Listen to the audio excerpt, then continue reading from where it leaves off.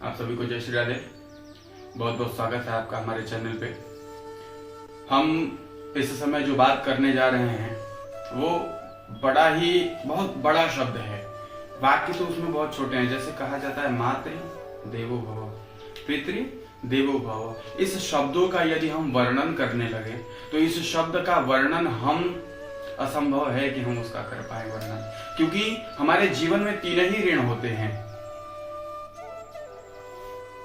पितृ ऋण, देव ऋण और ऋषि ऋण। तो हम इन ऋण से उऋण हो जाएं ये संभव नहीं है, लेकिन इन लोगों ने हमारे लिए सर्वस्व किया है, तो इसलिए हमें भी इनके लिए करना चाहिए। और इसलिए नहीं कि इन्होंने हमारे लिए किया इसलिए करना चाहिए, नहीं, ये हमारा धर्म है।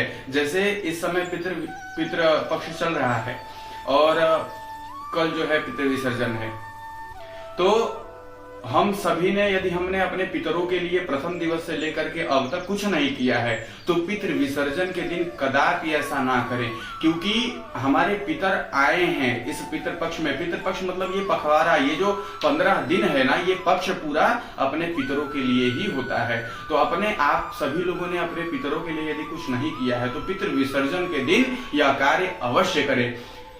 हम जैसे कहा जाता है कि हम प्रथम दिवस, हमारे घर में कोई अतिथि आए, कोई व्यक्ति आए, यदि हम पहले दिन उनको भोजन बढ़िया करा दे, दिव्य करा दे, उनकी सेवा एकदम दिव्य कर दें, तो व्यक्ति सब कुछ भूल जाता है। क्योंकि कहा जाता है ना, first impression is last impression. तो पहला इंप्रेशन, पहला प्रभाव हमारा उनके ऊपर वहीं से पड़ता है। और यदि अन्य दिन रुके हैं हमारे पितर हमारे वहां, तो जब जाते समय, जब जा रहे हो, तो उससे एक दिन पहले पितृ विसर्जन के दिन जब कोई भी अतिथि हमारे घर से जा रहे हैं तो उस दिन खूब उनकी सेवा करिए, खूब दिव्य भोजन कराइए। यदि उन दिनों के बीच में कहीं आपसे कोई त्रुटि हुई होगी तो उसको वह लोग भूल जाते हैं, क्योंकि कहा जाता है जब व्यक्ति जाने लगता है तो जो आप लास्ट में कर देते हैं वो व्यक्ति के दिमाग से नहीं उतरता है। तो इसी प्रकार से हमारे पितर 15 दिन से आए हुए हैं और कल उनका विसर्जन है।